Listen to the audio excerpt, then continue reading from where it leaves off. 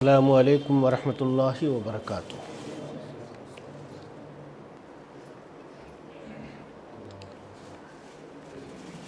الحمد للہ نحمده ونستعینه ونستغفره ونعوذ باللہ من شرور انفسنا ومن سیئات اعمالنا من يهده الله فلا مضل له ومن يضلل فلا هادي له ونشهد أن لا إله إلا الله وأشهد أن محمدا عبده ورسوله أما بعد فإن خير الحديث كتاب الله وخير الهدي هدي محمد صلى الله عليه وسلم وشر الأمور محدثاتها وكل محدثة بدعة وكل بدعة ضلالة وكل ضلالة في النار۔ فاعوذ باللہ من الشیطان الرجیم، بسم اللہ الرحمن الرحیم۔ اقرأ باسم ربک الذی خلق۔ محترم بھائیوں، بزرگوں، دوستوں اور عزیز ساتھیوں، آج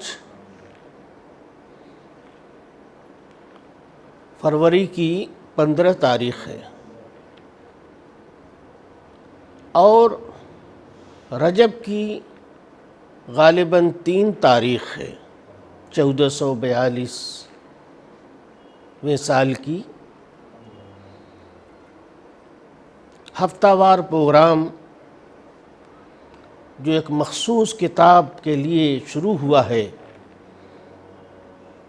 آج اس کا دوسرا ہفتہ ہے۔ ہم اللہ تعالیٰ سے یہاں بیٹھنے کی توفیق مانگتے ہیں اور دعا کرتے ہیں کہ مولا کریم ہم تمام لوگوں کو جو باتیں یہاں بیان کی جائیں اس کتاب کے ذریعہ سے، جس کا نام الاصول الثلاثہ ہے، وہ ہمارے دلوں میں اللہ رب العالمین بیٹھا دے اور ہم سب کو ان قیمتی باتوں کے اوپر عمل کرنے کی توفیق عطا فرمائے۔ آپ کو یہ بتاتا چلوں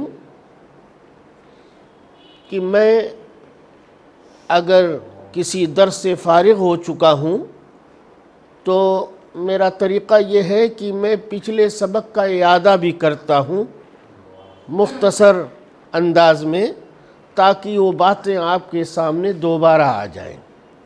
پھر اس کے بعد دوسرے درس کی طرف مائل ہوتا ہوں۔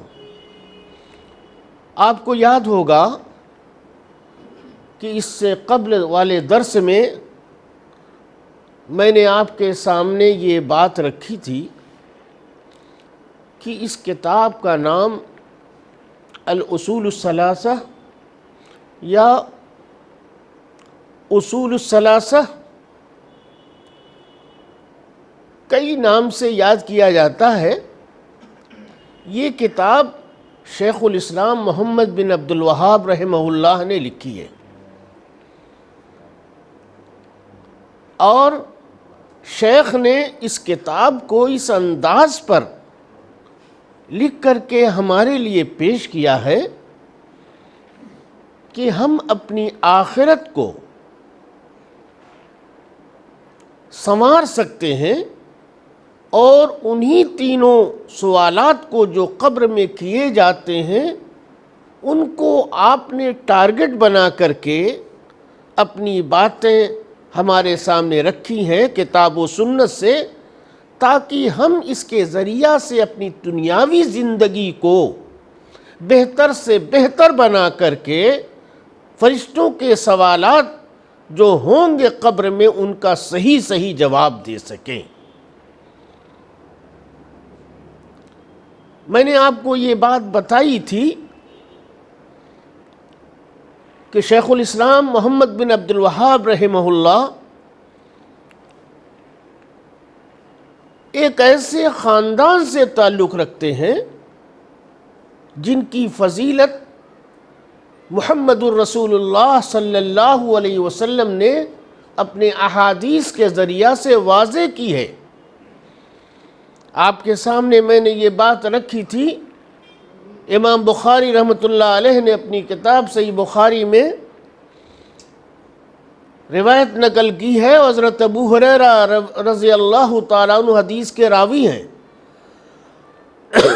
فرماتے ہیں کہ میں نے امام کائنات حضرت محمد مصطفیٰ صلی اللہ علیہ وسلم سے جب سے 3 باتیں قبیلے بنو تمیم کے تعلق سے سنی ہیں، تب سے میں ان سے حد درجہ بے حد محبت کرنے لگا ہوں۔ اور آپ جانتے ہیں قبیلے بنو تمیم یہ وہی خاندان ہے جس سے حضرت ابو بکر صدیق رضی اللہ تعالی عنہ تھے، یہ وہی خاندان ہے جس سے شیخ الاسلام محمد بن عبد الوہاب رحمہ اللہ ہے۔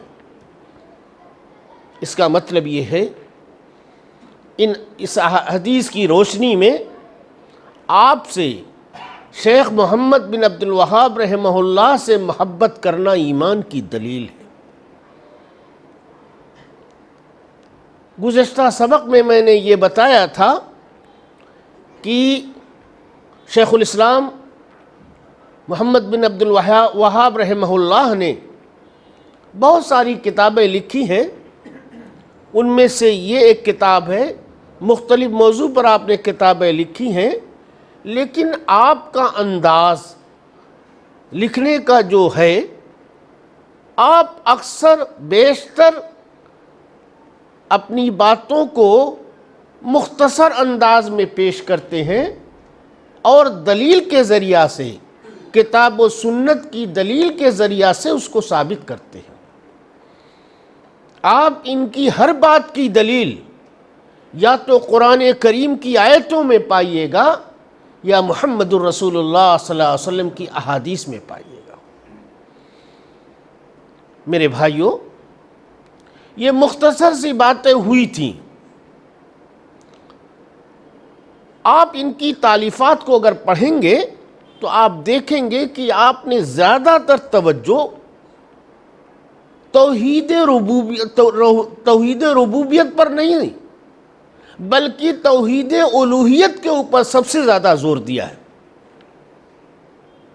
کیونکہ توحید الوہیت یہ ایک ایسی توحید ہے جس توحید ہی کے اوپر انسان کی زندگی اور اس کی کامیابی اسی کے اوپر منحصر ہے۔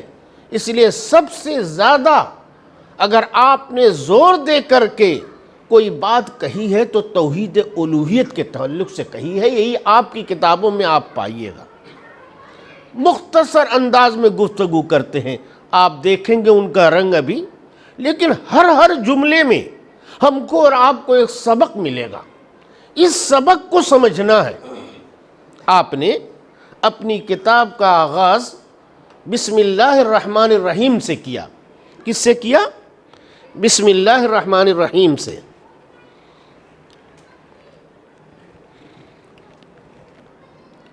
سب سے پہلا لفظ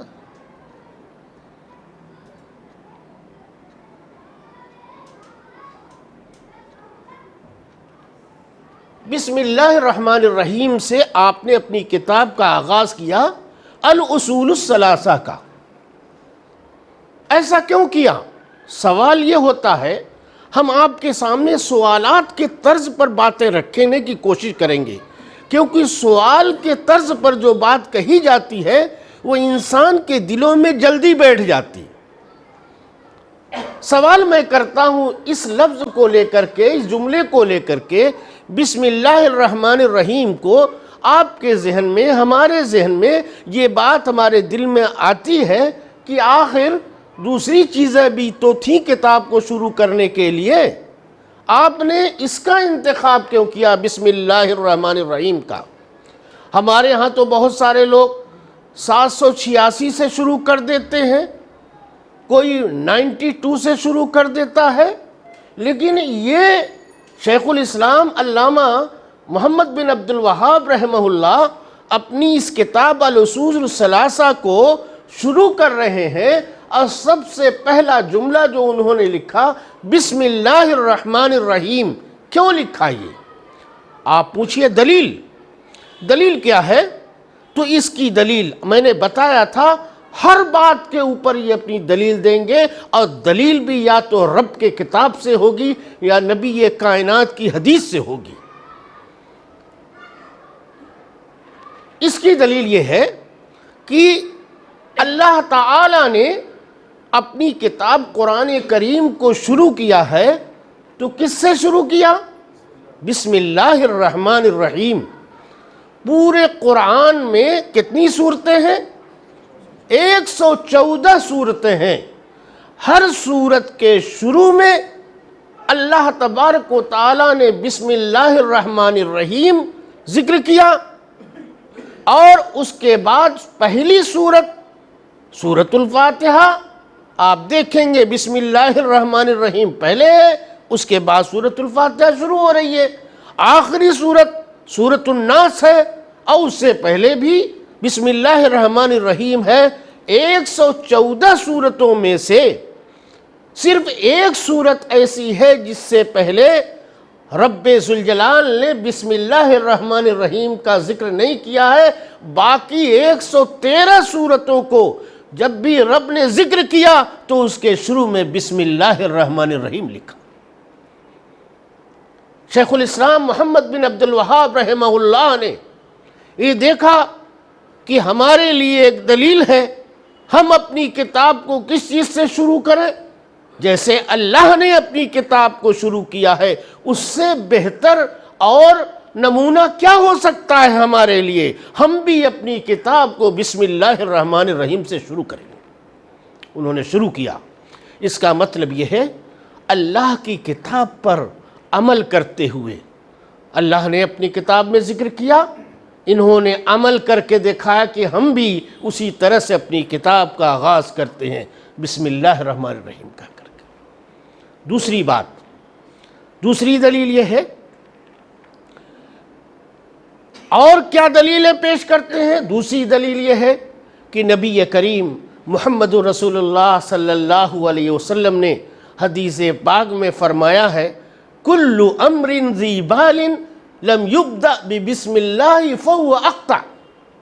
ہر وہ کام جو شاندار کام ہو، عظیم الشان کام ہو، اچھا کام ہو، عمدہ کام ہو، اگر اس کو بسم اللہ سے نہ شروع کیا جائے تو وہ دم کٹا ہوتا ہے، نابرکت والا ہوتا ہے، یعنی اس کے اندر برکت نہیں ہوتی ہے۔ یہ حدیث محمد رسول اللہ صلی اللہ علیہ وسلم نے فرمائی ہے۔ اس حدیث پر بھی عمل کرتے ہوئے کہ اتنا عظیم الشان کام میں کرنے جا رہا ہوں اللہ کی توفیق سے، اب اللہ کے نبی صلی اللہ علیہ وسلم اگر بسم اللہ سے شروع کرتا ہوں تو نبی کریم محمد رسول اللہ صلی اللہ علیہ وسلم کی حدیث پر عمل ہو جائے گا، اللہ کی کتاب کے اوپر عمل ہو جائے گا۔ اس کو سامنے رکھتے ہوئے انہوں نے اپنی کتاب کا آغاز بسم اللہ الرحمن الرحیم سے کیا۔ تیسری بات یہ ہے، تیسری دلیل یہ ہے کہ آپ دیکھیں گے کہ نبی کریم محمد رسول اللہ صلی اللہ علیہ وسلم نے بہت سارے خطوط، رسائل، بادشاہوں کو، عمرا کو، بڑے بڑے لوگوں کو آپ نے لکھا، اسلام کی دعوت دی۔ آپ نے جو خطوط لکھے اس میں سب سے پہلے جس سے آغاز کیا اپنے کتاب کا، جس سے آغاز کیا اپنے خطوط کا، اپنے لیٹر کا، سب سے پہلا لفظ محمد الرسول اللہ صلی اللہ علیہ وسلم نے کیا لکھوایا؟ آپ تو لکھنا نہیں جانتے تھے، آپ تو پڑھنا نہیں جانتے تھے، لیکن لوگ، لکھے پڑھے لوگ آپ کے پاس رہتے تھے، آپ تو امی تھے، تو لکھوایا آپ نے کیا لکھوایا؟ بسم اللہ الرحمن الرحیم۔ آپ نے ایک نقش چھوڑا، یہ ہے نقش قدم، یعنی آپ کا نمونہ، اس کے اوپر عمل کرتے ہوئے شیخ الاسلام علامہ محمد بن عبد الوہاب رحمہ اللہ نے بھی اپنی کتاب کا آغاز بسم اللہ الرحمن الرحیم سے کیا۔ گویا کہ آپ نے اتباع کی، اسی کو اتباع کہا جاتا ہے میرے ساتھیوں۔ اتباع کہتے ہیں پیروی کرنے کو۔ پیروی کا مطلب یعنی کسی کا پیر ہے، اس کے پیر پر ہو بہو آپ پیر رکھ دیجئے، پیروی ہوا۔ اسی کو کہا جاتا ہے نقش قدم۔ ہاں، نقش قدم پر چلنا، یعنی نقش قدم کا نقش، پیر کا نقش ہے، اسی کی اوپر چل کر کے ہاں ہو بہو وہی کام کرنا جو کسی نے کر کے دکھایا ہے۔ تو گویا کہ شیخ الاسلام علامہ ابن تیمیہ رحمۃ اللہ علیہ نے اپنی کتاب کا آغاز بسم اللہ الرحمن الرحیم سے کہتے ہوئے اتباع کی، محمد الرسول اللہ صلی اللہ علیہ وسلم کی، آپ کے نقش قدم پر کی پیروی کرتے ہوئے، آپ کی اتباع کرتے ہوئے اور آپ کے بتائے ہوئے راستے پر عمل کرتے ہوئے آپ نے یہ آغاز بسم اللہ الرحمن الرحیم سے کیا۔ بسم اللہ الرحمن الرحیم بہت ہی برکت والا کلمہ ہے۔ ہم اس کی تفصیل میں ہمارے سامنے وہ طلبہ نہیں ہے جو عربی پڑھتے ہیں، ورنہ اس کے ایک ایک لفظ سے جس کو صرف اور نحو کہتے ہیں، جس کو گرامر کہتے ہیں، گرامر سے بحث ہوتی، لیکن چونکہ ہمارے سامنے آپ جیسے لوگ ہیں جن کو اس کی ضرورت نہیں ہے، اس لیے اس کی گہرائیوں میں ہم نہیں جاتے ہیں، لیکن جو چیزیں ان سے ہم کو عبرت اور درس کے طور پر ملتی ہیں، نصیحت کے طور پر، ان کو ضرور ہم آپ کے سامنے لائیں گے اور اس سے ہم سب لوگ کچھ سیکھیں گے۔ اسی میں سے یہ پہلی بات آپ کے سامنے رکھی۔ ہاں، گویا کہ جب اللہ کی کتاب بسم اللہ سے شروع ہو سکتی ہے، سب سے عظیم کتاب، تو آپ اپنا مکان اگر اوپننگ کریں گے تو کس چیز سے کریں گے بھائی؟ اس سے بڑھ کر کے اور کیا چیز ہے؟ بسم اللہ الرحمن الرحیم کہیے، اپنے گھر میں چلے جائیے۔ آدمی کہتا ہے کہ بڑا نیا مکان بنایا ہے، اس کا اوپننگ کرنا ہے، ادگھاٹن کرنا ہے، فلانے کو بلانا ہے، ڈھکانے کو بلانا ہے، یہ پروگرام کرنا، وہ پروگرام کرنا ہے، چھت کی ڈھلائی ہے تو فلانے کو بلاؤ، ڈھکانوں کو بلاؤ۔ سب سے بہتر چیز کیا ہے آپ کے سامنے؟ یہ بسم اللہ الرحمن الرحیم ہے۔ جب قرآن کا آغاز ہو سکتا ہے، نبی کائنات کی حدیثوں میں اس کی فضیلت بیان کی گئی، تو اس سے بہتر اور کیا ہے ہمارے پاس؟ آپ بسم اللہ الرحمن الرحیم کہہ کر کے اپنے نئے گھر میں چلے جائیے، نئی مسجد میں چلے آئیے، کام ختم۔ اور اگر آپ کو اللہ نے نوازا ہے تو پھر جو چاہے کریے، ایسا نہ ہو اسراف میں چلے جائیے، قدم آگے بڑھ جائے تو لڑکھڑانے لگی۔ نہیں، ہر چیز کی ایک لمٹ ہے، لمٹ میں رہنا چاہیے انسان کو۔ اس کے بعد بسم اللہ الرحمن الرحیم میں جو چیز اہم تھی اس کو میں نے آپ کے سامنے رکھا۔ اس کے بعد کتاب کا آغاز ہو رہا ہے، اور کتاب کے شروع میں بسم اللہ الرحمن الرحیم کے بعد فرماتے ہیں مؤلف رحمہ اللہ، اعلم۔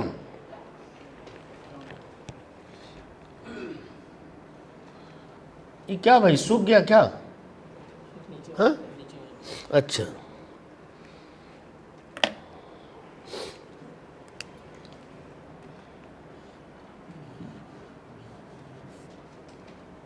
اعلم رحمک اللہ۔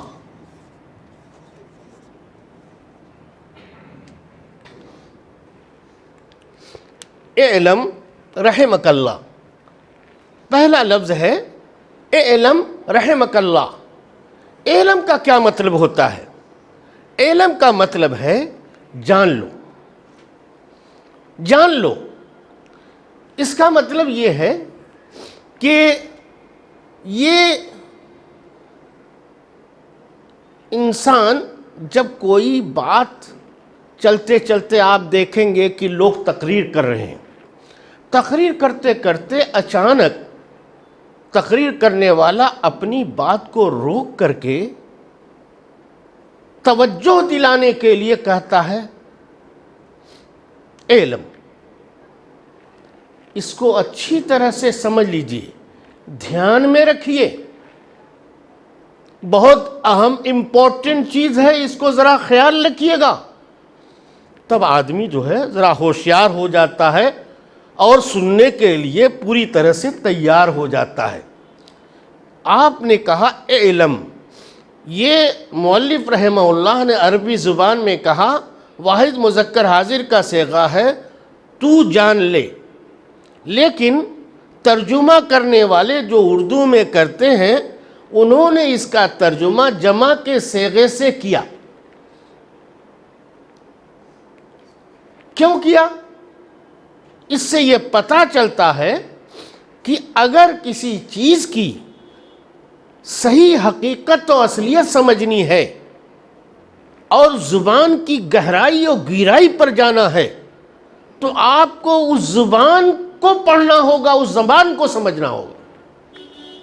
اگر آپ یہ سمجھیں کہ چند کتابیں اگر آپ نے اردو کی پڑھ لیں، انگریزی کی پڑھ لیں، ہندی کی پڑھ لیں اور آپ سمجھیں کہ ہم مفتی صاحب ہو گئے، تو ایسی سمجھ غلط سمجھ ہے، کیونکہ آپ دھوکہ کھا جائیے گا۔ علم کا ترجمہ جان لو تم، لیکن آپ دیکھیں گے ہم جان لیں، ہم یاد رکھیں، ہمیں یہ چیز جو ہے ہمارے ذہن میں ہونی چاہیے، ہم دھیان میں رکھیں۔ کیوں؟ عربی زبان میں اس طرح کا صیغہ جو ہوتا ہے وہ جمع کے لیے استعمال ہوتا ہے، معنی وہی ہے۔ اگر صرف واحد کا صیغہ آپ استعمال کریں گے تو اس کی حقیقت کھل کر کے آپ کے سامنے نہیں آئے گی۔ اسی لیے جو لوگ ماہر زبان ہیں، ماہر لسانیات ہیں، وہ اس کی حقیقت کو سمجھتے ہیں کہ یہاں پر کس معنی میں یہ چیز استعمال کی گئی ہے۔ یہ کتاب الاصول الثلاثہ عربی زبان میں ہے۔ جو لوگ عربی جانتے ہیں اور اچھی طرح سے جن کی زبان ہی عربی ہو وہ بہتر سمجھتے ہیں بنسبت ان لوگوں کے جن کی زبان وہ نہیں ہے۔ البتہ یہ کہ جو لوگ اپنی زندگی کے 10 سال 12 سال گزارتے ہیں عربی پڑھنے میں، تب ان کو کچھ علم ہوتا ہے، لیکن پوری حقیقت کا علم نہیں ہوتا ہے، پوری گہرائی تک وہ جا نہیں پاتے ہیں۔ اگر صرف اردو پڑھ کر کے وہ سمجھنا چاہے قرآن کو یا حدیث پاک کو تو اس کی گہرائیوں و گہرائیوں کو نہیں پا سکتے۔ ایسے ہی میرے ساتھ ایک واقعہ پیش آیا، میں آپ کے ساتھ شیئر کرنا چاہتا ہوں، ہو سکتا ہے کہ ہمارے لیے اس میں عبرت ہو۔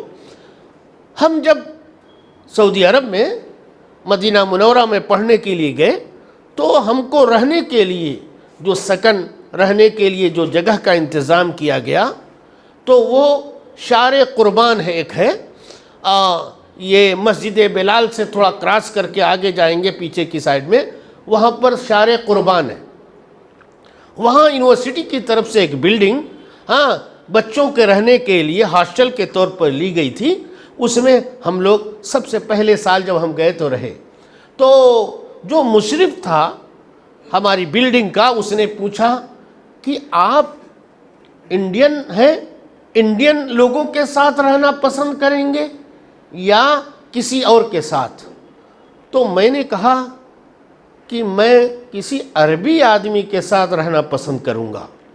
تو میرے حصے میں جو ساتھی آیا وہ فلسطین کا تھا، تو یہ بہترین عربی جانتے ہیں۔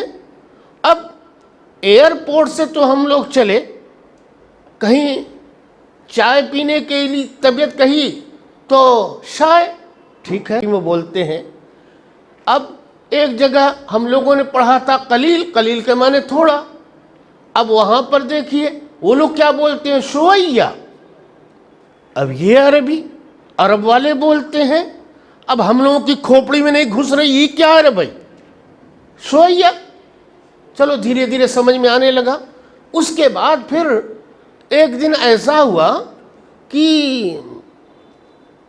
وہ جو میرا ساتھی تھا فلسطینی، اس نے اپنی زبان سے کہا، کوئی لفظ آیا، حدیث پاک کے سلسلے میں گفتگو ہو رہی تھی، اس نے کہا بسیط یا شیخ، امر بسیط۔ امر بسیط کا مطلب یہ ہے، یہ بہت معمولی چیز ہے عربی زبان میں، لیکن ہم لوگ عربی زبان جو اردو پڑھنے والے ہیں یہ کسی اور دوسرے معنی میں لے لیتے ہیں.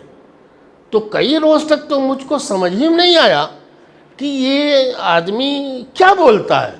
امر بسیط سے شیخ ولا یہمک، یہ کوئی امپورٹنٹ نہیں ہے، آپ اس کو امپورٹنٹ مت کیجئے، یہ بہت ہی معمولی چیز ہے. اس کے لیے عربی زبان میں استعمال کرتے ہیں لفظ امر بسیط. اب یہ گہرائی اور گہرائی ہم کو اس وقت ملنے لگی جب میں ان کے ساتھ رہنے لگا.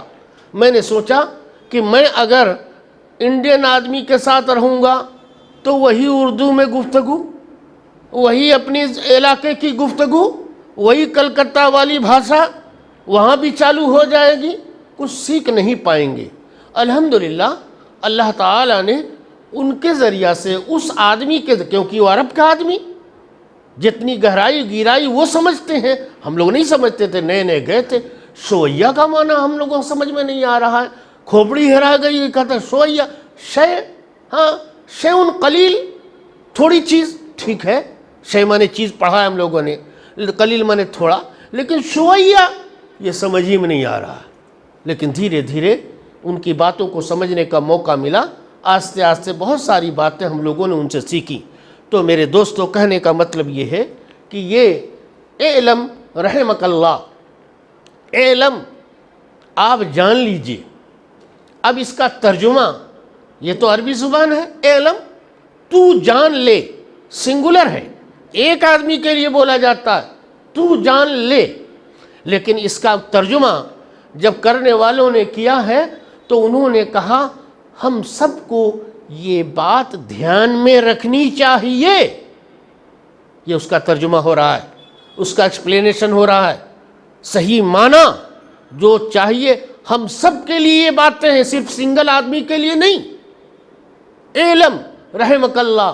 اس لیے عربی جو لوگ صرف اردو جانتے ہیں اور اردو جان کر کے ہی یہ سمجھ لیتے ہیں کہ بہت کچھ سیکھ لیا، یہ ان کی بھول ہے. عربی پڑھنا ہوگا.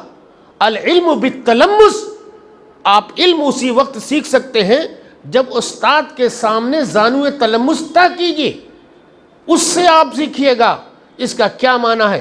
قرآن کریم پڑھا جاتا ہے، ہم تجوید کی کتابیں پڑھتے ہیں، حافظ صاحب ہیں وہ جانتے ہیں.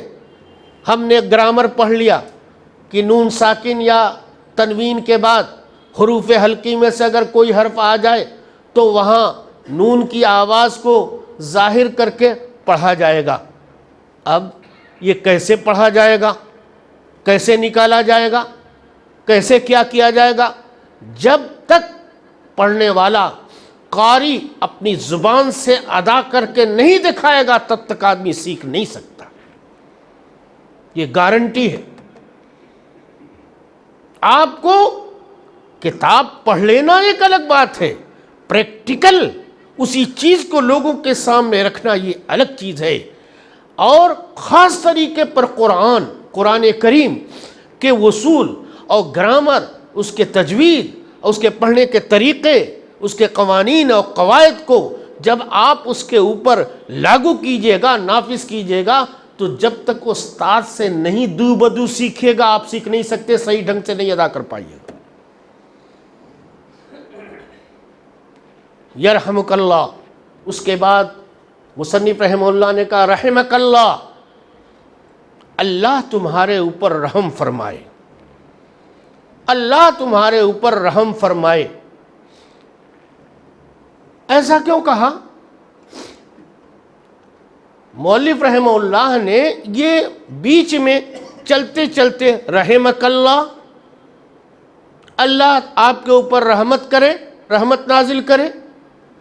شیخ الاسلام علامہ ابن تیمیہ کی خاص عادت ہے کہ آپ یہ دعائیہ کلمات اپنی بہت ساری کتابوں میں ذکر کرتے ہیں. رحمک اللہ، ارشدک اللہ، اللہ آپ کو نیکی کی ہدایت دے. اس طرح کے الفاظ اکثر استعمال کرتے ہیں. رحمک اللہ، اللہ آپ کے اوپر رحمت نازل فرمائے. کیا ضرورت تھی؟ سوال یہ ہوتا ہے کیوں انہوں نے اس طرح کی دعا دی؟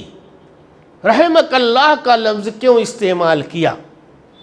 آپ کہتے جان لو کہ ان کتابوں کی ان مسائل کا سیکھنا واجب ہے تمہارے اوپر، بیچ میں دعا کرنے کی کیا ضرورت؟ اصل یہ ہے کہ جب آپ کسی طالب علم کو پڑھانا چاہتے ہیں، کسی کو اپنی بات اس کے دل میں اتارنا چاہتے ہیں، یہ طریقہ ہے کہ آپ اس کو اپنے سے قریب کر لیجیے، دعا دیجیے رحمک اللہ، اللہ تمہارے اوپر رحمت نازل فرمائے۔ اب کیا ہوگا؟ جب آپ نے یہ دعا دیا کسی کو تو آپ کا بن گیا، اب آپ جو باتیں بھی اس کو کہیے گا وہ قبول کرنا شروع کرے گا۔ یہ طریقہ ہم کو ہر جگہ اپنانا چاہیے۔ آپ کے پاس کوئی آدمی آتا ہے کچھ کام کرنے کے لیے، کرانے کے لیے، تو آپ اس کو بیٹھائیے اور اس کے بعد اپنی بات رکھنے سے پہلے اس کو دعائیہ کلمات سے نوازیے۔ اللہ آپ کو اچھا رکھے، اللہ آپ کا بھلا کرے، کہیے کیا بات ہے، کیسے آنا ہوا، کیا ہم آپ کے کام آ سکتے ہیں۔ یہ ایک طریقہ ہے ہاں لوگوں سے گفتگو کرنے کا۔ آپ جب یہ الفاظ بولیں گے تو آپ کے وہ قریب ہو جائے گا، اب آپ جو بات چاہیں اس کے دل میں اتار دیجیے۔ اسی لیے شیخ الاسلام امام محمد بن عبد الوہاب رحمہ اللہ نے یہ طریقہ اپنایا، بات چھیڑی، علم جان لیجئے، کیا جانیے نہیں بتایا، بیچ میں روک دیا اور کہا رحمک اللہ، اللہ آپ کے اوپر رحمت نازل فرمائے۔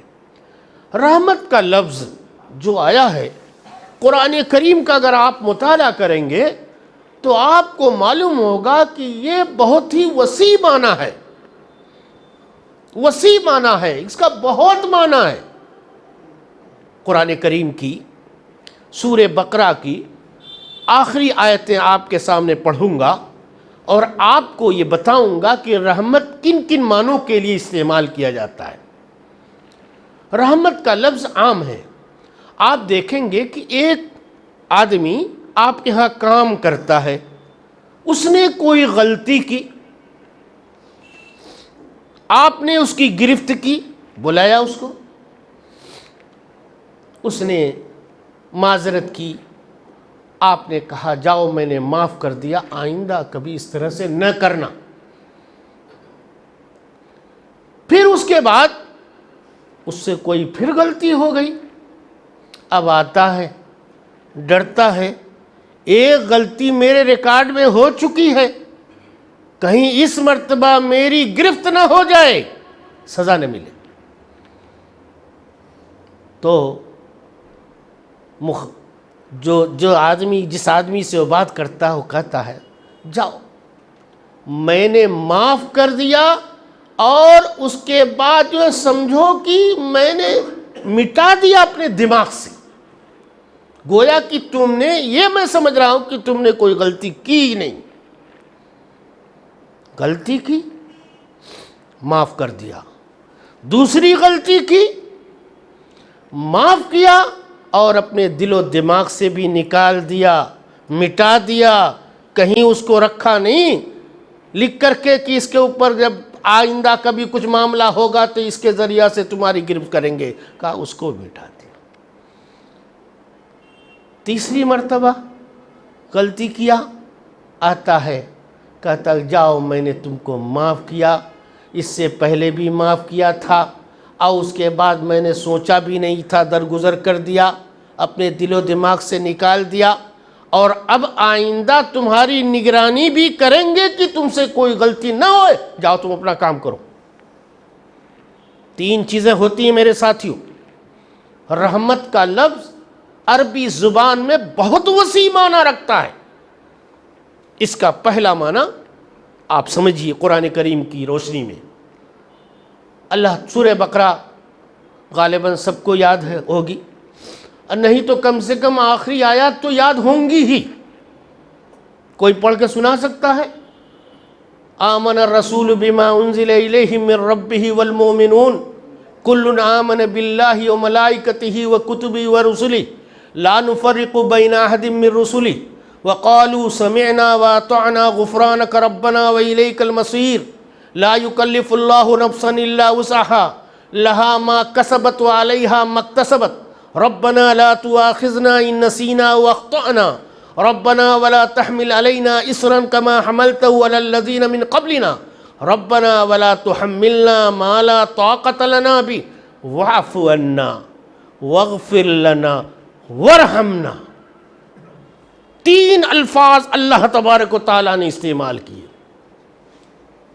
کیا کیا؟ ربنا اغفر ربنا ولا تحملنا ما لا طاقة لنا به واعف عنا. گیا بندہ گناہ کر کے اللہ سے معافی چاہی، اللہ نے کہا جاؤ میں نے معاف کر دیا. واغفر لنا، اب پھر گناہ ہو گیا، پھر اللہ سے مانگی، معافی مانگی، کہا جاؤ میں نے معاف بھی کیا اور مٹا بھی دیا.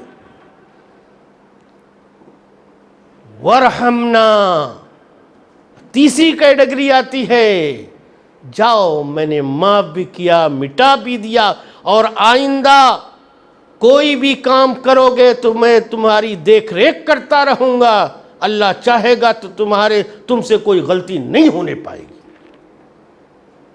جن 3 معنوں میں رحمت کا لفظ استعمال کیا جاتا ہے میرے ساتھیوں، اللہ تعالیٰ نے تینوں معنی کو سورہ بقرہ کی ان آیات میں ذکر کر کے لوگوں کے سامنے واضح کر دیا. واعف عنا واغفر لنا وارحمنا انت مولانا فانصرنا علی القوم الکافرین. میرے ساتھیوں، انہوں نے کہا اعلم رحمک اللہ، اللہ تمہارے اوپر رحم کرے، یعنی تینوں طرح کی اللہ کی رحمت نازل ہو، اللہ تمہارے گناہوں کو معاف کرتا جائے، اللہ اپنی جو کچھ گناہ ہو اس کو مٹاتا جائے، اور اللہ تمہاری خاص نگرانی کرتا رہے، تم کو ہدایت کے راستے پر گامزن رکھے. تینوں دعائیں اس کے اندر موجود ہیں.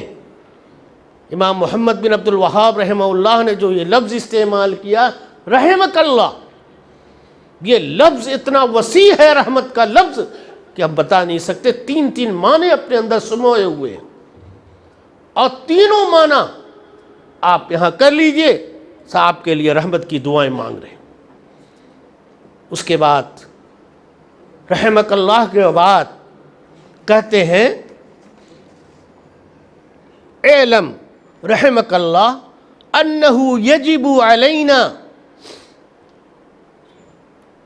آپ لوگ ذہن میں یہ بات بیٹھا لیجئے، یجب علینا، وجب یجب کے معنی واجب ہونا، ضروری ہونا، ہمارے اوپر واجب ہے. تعلم 4 مسائل، یجب علینا تعلم 4 مسائل.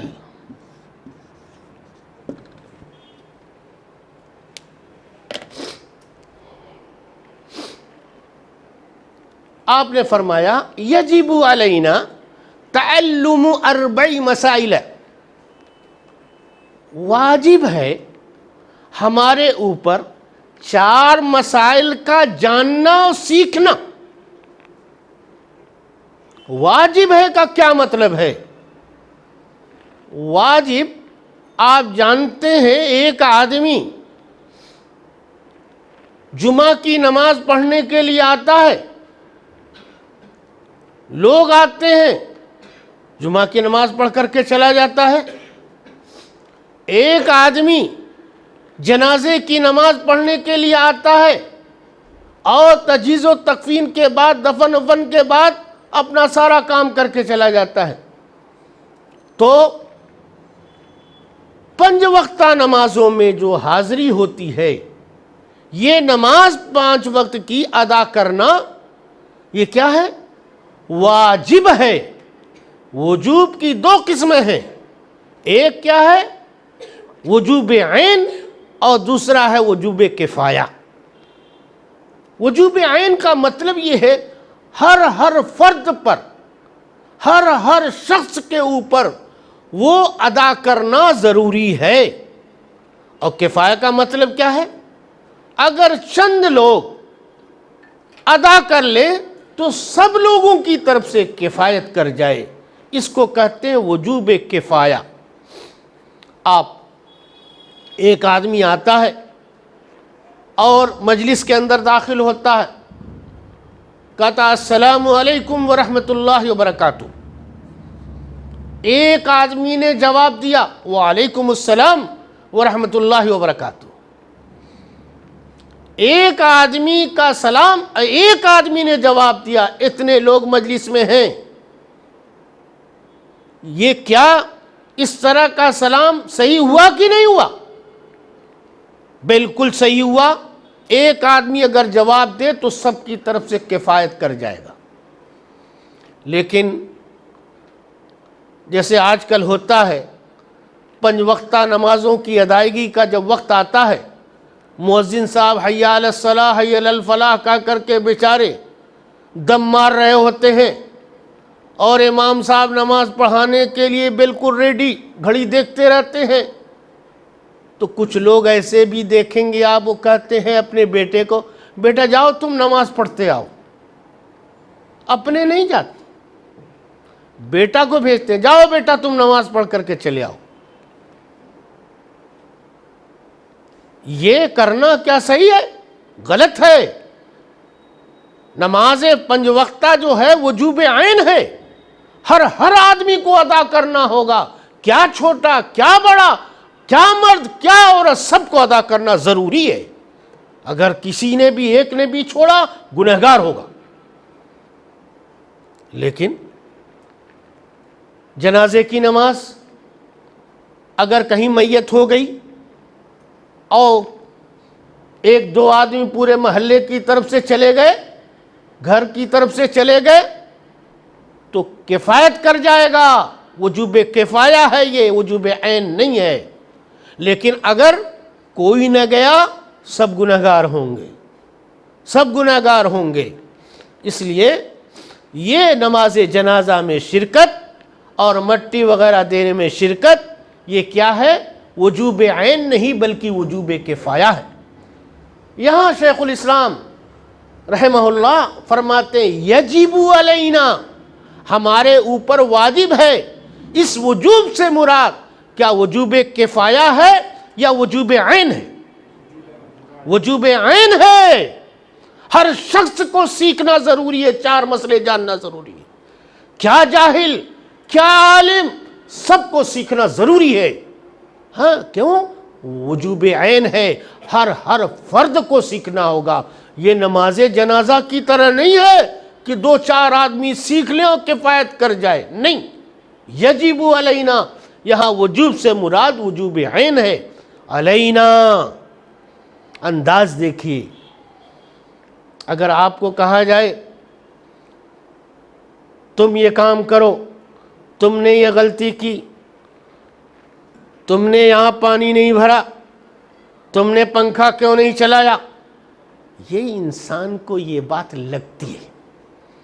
بولنے کا طریقہ، کیسے بولنا چاہیے، کیسے آدمی کے سامنے بات رکھنی چاہیے، کہیے یجب علینا، ہم سب کے اوپر واجب ہے۔ یجب علیکم، تم لوگوں کے اوپر واجب ہے۔ یجب علینا، ہمارے اوپر واجب ہے۔ دونوں میں زمین و آسمان کا فرق ہے۔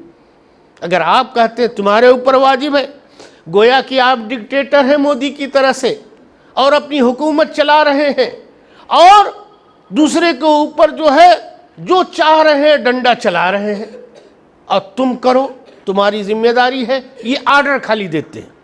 یہ نہیں ہے۔ یجب علینا، ہمارے اوپر، یعنی ہم سب کو یہ بات سیکھنی چاہیے، بڑے قیمتی چیزیں ہیں۔ اب جب اس طرح سے انداز سے آپ بات کریں گے تو بات میں تاثیر پیدا ہوگی، لوگوں کے دلوں میں بات بیٹھ جائے گی کہ ہم سب لوگوں کے لیے مسئلہ ہے۔ ہاں، یہ انداز آپ دیکھیے گا، بہت سارے لوگوں کو یہ سیکھنا چاہیے ان باتوں سے۔ یجب علینا تعلم 4 مسائل، تعلم 4 مسائل، 4 چیزوں کا سیکھنا ضروری ہے، ہر کس و ناکس پر، ہر شخص کے اوپر ضروری ہے، واجب عینی ہے۔ کیا ہے وہ 4 مسائل؟ وَهُوَ مَعْرِفَةُ اللَّهِ۔ پہلی چیز، انسان یہ سوچے اللہ کی معرفت۔ اللہ کی معرفت کا کیا مطلب ہے؟ پہلی چیز کیا ہے؟ معرفت اللہ۔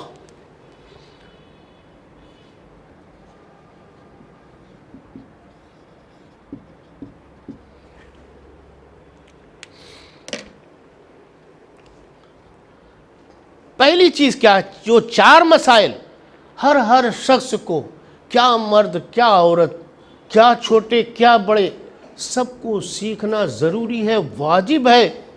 وہ کیا ہے؟ پہلا مسئلہ ہے معرفت اللہ۔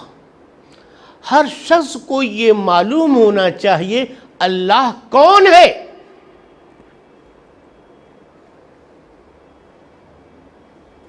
اللہ تعالیٰ کی تعریف کیا ہے؟ اللہ کس کو کہتے ہیں؟ اللہ کے بارے میں کیا چیز ہم کو سمجھنا ہے، سیکھنا ہے؟ پہلی معلومات جو انسان کو ہونی چاہیے، جس کو سیکھنا چاہیے، ہر ایک کو سیکھنا ضروری ہے۔ کوئی جاہل آدمی یہ نہیں کہہ سکتا کہ ہم کیا کریں گے سیکھ کر کے، ہم تو پیدا ہوئے صرف کھانے پینے کے لیے، مر جانے کے لیے، یہ سوال نہیں کر سکتا۔ اللہ تعالیٰ نے قرآن میں کہا ہے ہر آدمی کو سیکھنا ضروری ہے۔ فَاسْأَلُوا أَهْلَ الذِّكْرِ إِن كُنتُمْ لَا تَعْلَمُونَ۔ اگر تم جاہل ہو، نہیں جانتے ہو تو پوچھو جن کے پاس علم ہے۔ آپ کہیں گے کہ ارے زیادہ سیکھ لیں گے تو پھر عمل کرنا ہوگا، تب تو کھٹیا کھڑی بسترا گول، وہیں تو مصیبت آتی ہے۔ نہیں، سیکھنا ہی ہے، کوئی آدمی چھوٹ نہیں سکتا۔ اللہ کے ہاں حجت قائم ہو جائے گی۔ اللہ تعالیٰ نے کہہ دیا پوچھو، جن کے پاس علم ہے جاؤ پوچھو۔ اب نہیں پوچھئے گا تو یہ ہمارا اور آپ کا قصور ہوگا، اللہ کے ہاں آپ اور ہم چھوٹ نہیں پائیں گے۔ پہلی چیز کیا ہے؟ معرفت اللہ، اللہ کی معرفت۔ اللہ کون ہے؟ اللہ تعالیٰ کی صفات کیا ہیں؟ اللہ تعالیٰ کیا کرتا ہے؟ اس کا علم ہر ایک کو ضروری ہے، کیونکہ آپ کے گھر میں اگر کوئی آدمی روپے کا بنڈل روزانہ پھینک کر کے جائے اور آپ پا جائیں ارے اللہ یہ تو لاکھوں روپیہ کا بنڈل گرا ہوا ہے، ایک دن دیکھا چھپا کے رکھ لیا، کسی کو نہیں بتایا، دوسرے دن پھر دیکھا آیا ہوا ہے مال، پھر رکھ لیا، تیسرے دن پھر آپ کے دماغ میں بات ہوگی کون آدمی ہے جو آتا ہے اور پھینک کے چلا جاتا ہے، ہم اس کو ضرور دیکھیں گے، طاق میں رہے گا کون آتا ہے، کون اس طرح کر کے جاتا ہے، اس کے دماغ میں بات گھومتی رہے گی، اور جب تک جان نہیں لے گا تب تک وہ بے چین رہے گا۔ جس رب نے، جس اللہ نے ہم کو پیدا کیا، ہم کو پیدا کرنے کے بعد اس دنیا کو سجا دیا، ہماری زندگی کے سارے انتظامات کیے، روزانہ ہم اس سے فائدہ اٹھاتے ہیں، کیا ہمارے دماغ میں یہ بات نہیں آتی کہ اپنے رب کے بارے میں ہم کو جاننا چاہیے؟ تھیلی کے بارے میں تو ہم ٹھیک ٹارگٹ میں رہیں گے، کیسے سمجھ جائیں، کیسے پکڑیں، کیسے جائیں، آپ کے لیے کیا ہے ضروری ہے۔ اسی لیے شیخ الاسلام رحمہ اللہ نے فرمایا پہلا مسئلہ جس کا جاننا ہر شخص کے لیے ضروری ہے، کیا جاہل، کیا عالم، کیا کافر، کیا منافق، سب کے لیے جائز ہے، وہ کیا ہے؟ اللہ کون ہے؟ نہیں جاننا چاہتے ہو، اللہ پوچھے گا قیامت کے دن من ربک، آپ کہیے گا ہا لا ادری، ہم تو جانتے ہی نہیں، آمی کچھو جانی نا۔ یہ بولنے سے کام چلنے والا نہیں ہے میرے ساتھیوں، اللہ نے حجت قائم کر دی، جاننا چاہیے تھا۔ معرفت اللہ، اللہ کون ہے، اللہ کی صفات کیا ہیں، اللہ کیا کرتا ہے، قرآن کریم پڑھیں گے اس کی صفات کا علم ہوگا۔ اللہ کو ہاتھ ہے، اللہ کو پیر ہے، اللہ سنتا ہے، اللہ دیکھتا ہے۔ اللہ نے قرآن میں کہا الرحمن علی العرش استویٰ، اللہ کون ہے؟ جو سب سے اوپر ہے، عرش کے اوپر ہے۔ اب اگر کوئی کہے اللہ ہر جگہ ہے تو اس کی بات مانی جائے گی؟ نہیں مانی جائے گی، ہر جگہ نہیں، اللہ تعالیٰ سب سے اوپر ہے۔ اب اس کی تعویل کرنا کہ اللہ تعالیٰ کو ہاتھ ہے اس کا مطلب طاقت ہے، نہیں، اللہ کو ہاتھ ہے۔ امام مالک رحمہ اللہ سے پوچھا گیا تو آپ نے کہا کہ ہاں ایسی چیزوں کے بارے میں، اللہ کی صفات کے بارے میں اس کے اوپر ایمان لانا واجب ہے۔ جیسے اللہ نے کہا ہاتھ ہے، آنکھ ہے، وہ دیکھتا ہے، وہ سنتا ہے، اس کو کان بھی ہے، سب کچھ ہے، لیکن اللہ نے ایک بات کی کر دی لیس کمثلہ شیء، اس جیسی کوئی چیز نہیں ہے۔ میرا ایمان ہے، میرا عقیدہ ہے کہ اللہ رب العالمین ہے، اس کے ہاتھ ہیں، پیر ہیں، کان ہے، سنتا ہے، سب کچھ ہے، لیکن کیا ہے؟ لیس کمثلہ شیء، اس جیسی دنیا میں کوئی چیز نہیں، ہم سوچ نہیں سکتے کیسا ہے، کیفیت مجہول ہے۔ والایمان بہ واجب، ایمان لانا واجب ہے، کیونکہ اگر آپ ایمان نہیں لاتے ہیں تو آپ ایمان کے دائرے سے نکل کر کے کافر کے درجے میں چلے جائیے گا، کافر بن جائیے گا۔ تو پہلی چیز جس مسئلے کا بھی مختصر، اس میں بڑی تفصیل ہے میرے ساتھیوں، بہت مختصر انداز میں آپ کے سامنے باتیں رکھ رہا ہوں۔ نمبر 2، معرفت اللہ، اللہ کی معرفت ہر آدمی کو معلوم کرنا ہے، جاننا ضروری ہے کہ اللہ کون ہے۔ دوسری بات یہ ہے کہ آپ جانتے ہیں قرآن کریم کی آیت پڑھیے، حافظ صاحب ہیں لقد من اللہ علی المؤمنین اذ بعث فیہم رسولا، اللہ تعالیٰ نے ساری نعمتیں دیں، کھانے کو روٹی دیا، کھانا دیا، پینا دیا، پانی دیا، سب کچھ دیا۔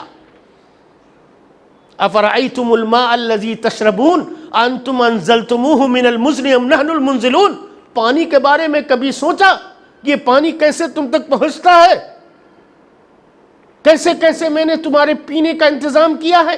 اللہ نے ساری نعمتیں ہم کو دے دی ہیں، لیکن اللہ نے کبھی یہ نہیں کہا قرآن میں کہ ہم نے تمہارے اوپر احسان کیا۔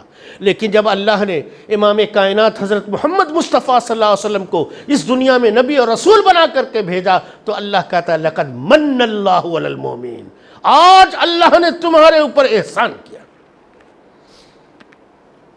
یہ تمام نعمتوں سے بڑھ کر کے محمد الرسول اللہ صلی اللہ علیہ وسلم کا ہمارے یہاں نبی بن کر کے آنا ہے، اللہ کا بھیجنا، کیونکہ ہم نے اپنے نبی کے ذریعہ سے، اب ہمارا نبی جو کچھ سکھائے گا وہ تو پکا، اللہ نے ہم کو دین فطرت پر پیدا کیا، کل مولود یولد علی الفطرہ، بچہ پیدا ہوتا ہے مسلمان ہوتا ہے، مومن ہوتا ہے، کچھ دن کے بعد جو ہے کیا ہوتا ہے، اس کو لوگ ٹیکل کرنے لگتے ہیں، اگر گھرانہ جو ہے ہندو کا تو ہندو بنا لیتے ہیں، یہودیوں کا ہے تو یہودی بنا لیتے ہیں، عیسائیوں کا گھر ہے تو عیسائی بن جاتا ہے وہ لڑکا، فَأَبَوَاهُ يُهَوِّدَانِهِ أَوْ يُمَجِّسَانِهِ أَوْ يُنَصِّرَانِهِ، لیکن جب پیدا ہوتا ہے، پیدا ہونے کے وقت بالکل سلیم الفطرت ہوتا ہے، فطری طور پر ہوتا ہے، اس کے اندر اسلام رہتا ہے، اس کے بعد وہ چینج ہوتا ہے، ماں باپ جدھر ڈھالنا چاہتے ہیں ڈھال لیتے ہیں۔ تو اللہ تعالیٰ نے انسان کو فطرت پر پیدا کیا، لیکن فطرت سے ہٹانے کے لیے دنیا میں بہت ساری چیزیں، السلام جنت میں تھے جہاں کچھ نہیں تھا، جنت کی چیزیں تھی، جنت کی نعمتیں تھیں، لیکن شیطان نے وہاں بھی اپنا کام کر دکھایا۔ آدم علیہ السلام کو تو سمجھایا، مرد ہے نا، وہ اس کے چنگل میں نہیں آئے، لیکن شیطان نے حوا علیہ السلام کے ذریعہ سے ان کو بھی اپنے جال میں پھنسا لیا، اللہ تعالیٰ نے جنت سے نکال دیا۔ میرے ساتھیوں، انسان کی جو فطرت اللہ نے رکھی ہے، اسلامی فطرت، اس سے آپ کو دور کرنے کے لیے 3 راستے ہیں۔ نمبر 1، انسان کا اپنا نفس۔ نمبر 2، شیطان مردود۔ نمبر 3، انسان کے برے دوست و احباب۔ یہ 3 ایسے لوگ ہوتے ہیں جو انسان کو اسلامی فطرت سے دور کرنے کے لیے تیار رہتے ہیں۔ اب ہم بھٹک جا رہے ہیں اپنے نفس کی وجہ سے، ہم بھٹک جا رہے ہیں اپنے دوست و احباب کے ذریعہ سے، انہوں نے مس گائیڈ کیا ہم کو، ہم بھٹک گئے، ہم بھٹک جا رہے ہیں۔ ہاں، ان تمام چیزوں کی وجہ سے ہماری صحیح رہنمائی کون کر سکتا ہے؟ ہماری صحیح رہنمائی ہمارے اللہ کی طرف سے بھیجے ہوئے نبی اور رسول کر سکتے ہیں۔ اللہ تعالیٰ نے اپنے نبی محمد الرسول اللہ صلی اللہ علیہ وسلم کو بھیجا تاکہ وہ ہماری صحیح گائیڈ کر کے ہم کو صحیح راستے پر لگائے رکھے۔ اسی لیے کہا 4 چیزوں میں پہلی چیز جس کا جاننا ضروری، کون؟ اللہ کون ہے، اللہ کی معرفت۔ نمبر 2، نبی کی معرفت، رسول کی معرفت۔ نمبر 3، دین کی معرفت، جو اللہ نے جو دین دے کے بھیجا ہے، جس کے بارے میں اللہ نے کہا کہ اللہ کو سب سے پسندیدہ دین کون؟ اسلام۔ اس کو دین اسلام کہا جاتا ہے، اس کو دے کر کے بھیجا ہے۔ اس دین کے بارے میں بھی جاننا، اس کی باتوں کو جاننا ہمارے اوپر، سب کے اوپر ضروری ہے۔ اللہ تعالیٰ نے قرآن کریم میں فرمایا، قرآن کی آیت پڑھتے ہیں برابر آپ کو یاد ہوگا، وَمَا خَلَقْتُ الْجِنَّ وَالْإِنسَ إِلَّا لِيَعْبُدُونَ۔ اللہ نے کہا میں نے پیدا کیا انسانوں کو اور جناتوں کو صرف اپنی وحدانیت کے لیے، صرف اپنی وحدانیت کے لیے۔ ہاں، ہماری ہم کو جناتوں کو پیدا کیا کس کے لیے؟ اپنی توحید کے لیے، ٹھیک ہے، توحید کے لیے پیدا کیا۔ یہ توحید، یہ عبادت کیا ہے؟ یہی دین ہے جس کو ہم نے سیکھنا ہے، جس کے لیے اللہ نے پیدا کیا۔ مین مقصد جو ٹارگٹ اللہ کا یہی ہے، ہم توحید جانیں، توحید سیکھیں، توحید کے راستے پر قائم رہیں۔ اسی چیز کو سمجھانے کے لیے اللہ تعالیٰ نے بھیجا ہے جو آئٹم، اس کا نام دین اسلام ہے۔ اگر ہم نے ان چیزوں کو نہیں جانا، اس کا متضاد جو ہوتا الٹا، ہم اگر اس چیزوں کو نہیں جان سکے تو ہم گمراہیوں میں پڑ سکتے ہیں۔ ایک آدمی اگر اللہ کو نہیں پہچانے گا تو گمراہی میں پڑ سکتا ہے۔ شیطان کہے گا ہمیشہ تو اللہ کے نام پر بکرا ذبح کرتے ہو، ایک بکرا بابا جی کے نام پر ذبح کرتے ہو نا، کیا ہوا؟ ہمیشہ سجدہ تو اللہ میاں کو کرتے ہو، ایک سجدہ غیر اللہ کے لیے کر دو، کیا فرق پڑتا؟ تعظیمی سجدہ۔ لیکن میرے ساتھیو، جو توحید سیکھ لے گا، جو ہمارے دین نے بتایا ہے، وہ پھر کبھی اللہ کے علاوہ کسی کو یہ سجدہ نہیں کرے گا۔ عبادت کرے گا تو پھر رب کی کرے گا، اللہ کے ساتھ کسی کو شریک نہیں کرے گا۔ میرے ساتھیو، یہ 3 باتیں ہوئیں۔ اب اس کے بعد چوتھی بات یہ ہے وَالْعَمَلُ بِهِ۔ یہ صرف باتیں سیکھ لینا نہیں ہے، اب اس کے اوپر عمل کا موقع آئے گا۔ یہ خاکی اپنی فطرت میں نہ نوری ہے نہ ناری ہے۔ ہاں، کیا ہے؟ عمل سے زندگی بنتی ہے جنت بھی جہنم بھی۔ عمل سے زندگی بنتی ہے جنت بھی جہنم بھی۔ یہ خاکی اپنی فطرت میں نہ نوری ہے نہ ناری ہے۔ اصل تو عمل یہ بتائے گا کہ ہم اور آپ کہاں جا رہے ہیں۔ اللہ تعالیٰ سے دعا کرتے ہیں کہ مولا کریم ہم تمام لوگوں کو آج جو باتیں ہوئی ہیں ان کو ہمارے دل میں اللہ تعالیٰ پیوست کر دے۔ اللہ رب العالمین ان دروس سے ہم کو کچھ سیکھنے کی توفیق عطا فرمائے۔ اللہ رب العالمین ہم لوگوں کو کا یہاں اکٹھا ہونا قبول فرمائے۔ اللہ رب العالمین اسی طرح سے آنے والے دنوں میں بھی، آنے والے دروس میں بھی ہم کو شریک ہونے کی توفیق عطا فرمائے۔ وما علینا الا البلاغ وعلیکم الحساب۔ کوئی سوال ہے تو پوچھ سکتے ہیں۔ سوال کی جگہ سوال کریں۔ شیخ جب جانے لگتے ہیں تو آپ لوگ سوال کرنے لگتے ہیں۔ آپ سوال کیجیے گا، 10 آدمی سیکھ جائے گا۔ کوئی ذہن میں اگر اس طرح کا سوال بنتا ہے تو آپ پوچھ سکتے ہیں۔ کبھی کبھی ایسا ہوتا ہے کہ باتیں ہوتی رہتی، اس میں ذہن میں بات آتی ہے۔ جیسے میرے بھائی نے ایک سوال کیا کہ وہ بتائیے، ہم لوگوں نے تو سنا ہے کہ قبر کے 4 سوالات ہیں، تو آپ نے بتایا 3 ہی سوال ہے۔ یہ ایک سوال انہوں نے کیا، بہت اچھا سوال ہے۔ میں نے ان کو بتایا کہ دیکھیے، یہ پہلے اسٹیپ میں جو پہلا جو ٹیسٹ ہوگا اس میں 3 ہی سوال ہوں گے ہر ایک سے، کیا کافر، کیا منافق، کیا مسلمان۔ اللہ کے نبی صلی اللہ علیہ وسلم نے مومن کا جواب کیا ہوگا، کافر کا جواب کیا ہوگا بتا دیا۔ اس کے بعد پھر ایک چوتھا سوال ہوگا، پہلا ٹیسٹ جو لوگ پاس کر لیں گے ان کے لیے، سب سے نہیں ہوگا، یہ خصوصی سوال ہوگا۔ کیف عرفت، تم کو کیسے معلوم ہوا کہ تمہارا اللہ ایک ہے، تمہارے نبی محمد صلی اللہ علیہ وسلم ہے، تمہارا دین اسلام ہے؟ تب وہ کہے گا میں نے کتاب اللہ کی قرأت کتاب اللہ، میں نے اللہ کی کتاب پڑھی تھی۔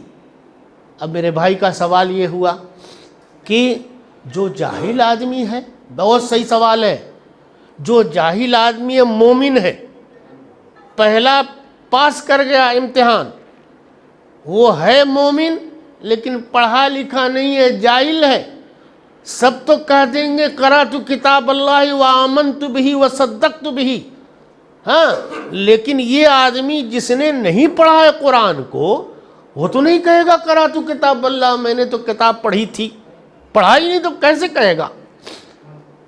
تو میرے بھائیوں، ابھی میں نے جو بات کہی ہے اس کو یاد رکھیے۔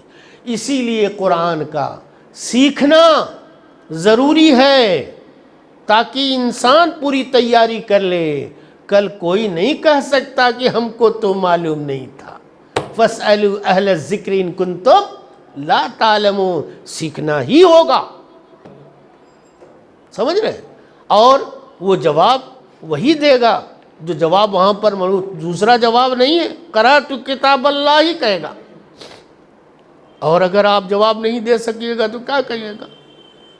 تم نے کیسے معلوم کیا کہ تمہارا رب اللہ ہے، تمہارے نبی محمد ہے، تمہارا دین اسلام ہے؟ تو چپ رہے گا، کیا کرے گا؟ چپ رہے گا، لیکن پہلا ٹیسٹ پاس کر چکا ہے نا۔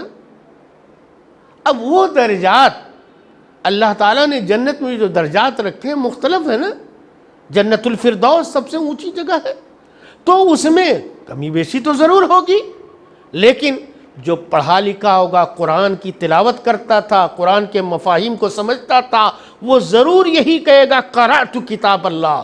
یہ نبی کائنات حضرت محمد صلی اللہ علیہ وسلم نے جواب اس کا بتا دیا۔ اب جو لوگ قرآن کی تلاوت چاہتے ہیں یہ جواب چوتھا بھی دے لیں تو ان کو تیاری کرنی چاہیے، قرآن سیکھنا چاہیے، قرآن پڑھنا چاہیے، قرآن کی باتوں پر عمل کرنا چاہیے، نہیں تو پھر جواب کیسے ہوگا؟ ٹھن ٹھن گوپالا ہو جائے گا۔ جی، جاہل ہوگا، جو جاہل ہوگا وہ پھر 3 سوال پاس کر ہی نہیں سکتا۔ وہ 3 سوال ہی جو ہیں وہ تو پاس ہو گیا، وہ تینوں کا جواب دے دیا اپنی زندگی پر جو کچھ کیا تھا۔ ہاں، وہ جب واجب ہو گیا ہے، ہم بالکل صحیح بات کہہ رہے ہیں، یہ واجب ہے، کوئی نہیں کہہ سکتا کہ ہم نے سیکھا نہیں، کوئی جواب نہیں ہوگا، یہ جواب بالکل غلط ہو جائے گا، کیونکہ سب کو وجوب عین ہے، سیکھنا ہی ہے، سیکھنا ہی ہے، نہیں تو پھر کیا ہوگا؟ وہی جواب ہوگا، اس جواب صحیح نہیں ہوگا اور اس میں جو ہے 0 آ جائے گا، نمبر گراف گر جائے گا۔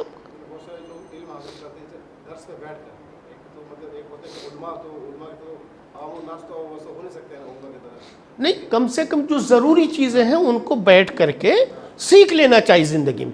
جیسے ہم اور آپ ایک بزنس کرتے ہیں, کام کرتے ہیں کسی چیز, اس سلسلے میں جانکاری لیتے ہیں ان سے ان سے, کمپیوٹر یہ وہ کر کے, اسی طرح سے ہمارے اندر یہ جذبہ پیدا ہونا چاہیے, ہم دین بھی سیکھ لیں جتنا ضروری ہے. جی جی جی جی, کم سے کم ان 3 سوالوں کا جواب دے لیں جو قبر کے اندر ہوگا.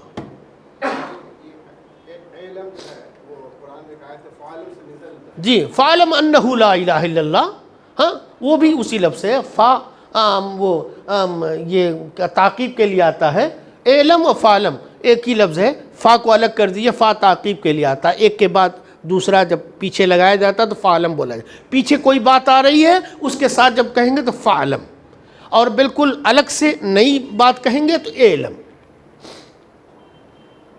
ٹھیک ہے, جزاکم اللہ خیرا.